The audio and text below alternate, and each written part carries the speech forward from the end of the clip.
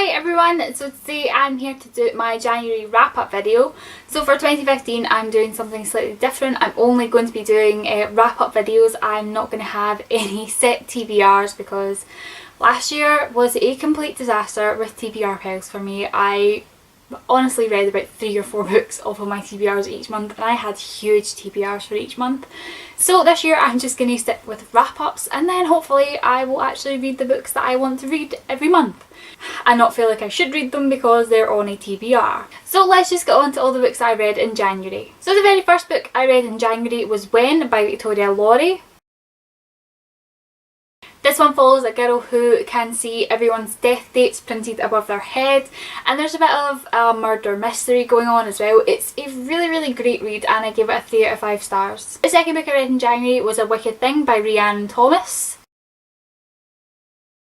This one is a Sleeping Beauty retelling and it takes place after the kiss. So Sleeping Beauty is awoken and there's a lot of conflict and there's quite a bit of difference from the original Sleeping Beauty tale, and Aurora is a fantastic and strong main character and I'm looking forward to her development in book 2 hopefully, and I gave this one a 3 out of 5 stars as well. And then I read Tallinn by Julie Kagawa. I am a huge Julie Kagawa fan. I adore her Iron Fey series and her Blood of Eden series, which is soul destroying, and Tallinn was a fantastic start off to a dragon series. I think I enjoyed this one a lot more because I went into it knowing that it was set in a contemporary world and not a fantasy world. The dragons blend in with humans and it's fantastic. I love the main characters and the ending was fab. I cannot wait for the second one and I gave Tallinn a 4 out of 5 stars. And then I read Between the Lives by Jessica Shirvington.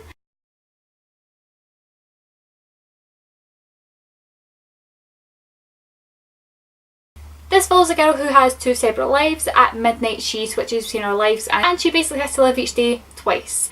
This one dealt with some quite emotional and difficult stuff for me to read about, but it was a fantastic read and I gave it a 4 out of 5 stars. And then I read Camp Boyfriend by J.K. Rock.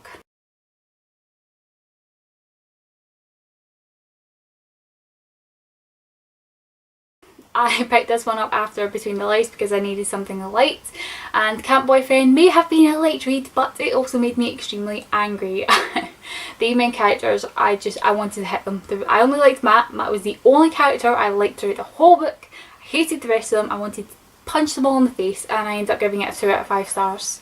And then I read Ignite by Sarah B. Larson. I have been waiting for this one for so long. I think I read Defy in November 2013, so I've been waiting for this one for such a long time.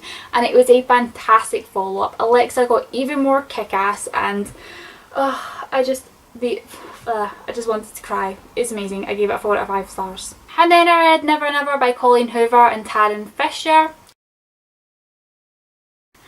Oh, this one was such a letdown for me. I love Colleen Hoover. Like, I love her. Everything she reads, I love. But this, I didn't care about the characters. I didn't care about anything that happened to them. I just wanted to know why.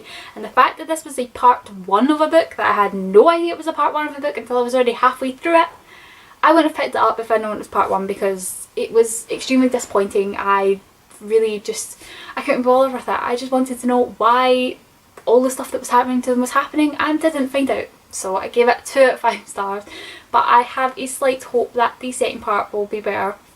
I really hope it will be better. And then I read Reborn by Jennifer Rush, which is Nick's story in the Altered series, and I loved it. This has been my favourite so far. I adore Nick and the story surrounding him and Elizabeth and finding out more about Nick's past and finding out how Elizabeth is involved in everything as well. It was fantastic and the amount of twists and secrets that were in this book were unbelievable and they were fantastic, and I gave this one a 5 out of 5 stars. And then I read Camp Payback by J.K. Rock. I had this one for review, so I felt like I had to read it even though I really didn't enjoy the first one. But I enjoyed Camp Payback a bit more. I didn't hate any of the characters, which was a plus. I actually liked them. I actually enjoyed learning about their lives. This one was a really fun and enjoyable read for me and I gave it a 3 out of 5 stars. And then I read The Rain by Virginia Bergen, which is possibly one of the worst books I've ever read, and I wanted to love it. I did. I really wanted to love it, but I just could not stand Ruby. I hated her. I wanted to punch her so much. Everyone in her family has died because of this rain that kills people, and what does she do? She's busy putting on makeup and getting fake tans and stealing tiaras.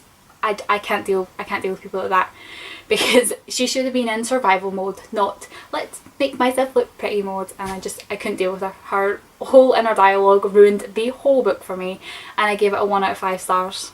So after that disastrous book, I decided to pick up Picture Perfect by Holly's Mail, which is the third Geek Girl book, and this one just completely changed my mood. I was in such a happy mood after reading this book. I adore the Geek Girl series. Harriet Manners is one of the most hilarious characters I have ever read about, and seeing her adventures in New York this time was no less hilarious. It was fantastic. This one is probably my favourite of the Geek Girl series so far, and I gave this one a 4 out of 5 stars.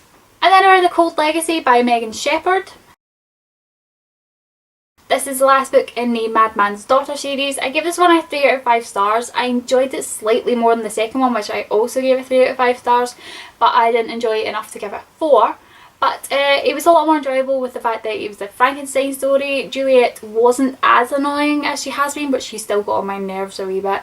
I enjoyed the storylines between her and Montgomery. Lucy became a more important character, and I also loved learning about Elizabeth and learning more about the Frankenstein manor and a lot more about the Frankenstein science as well. It was fantastic.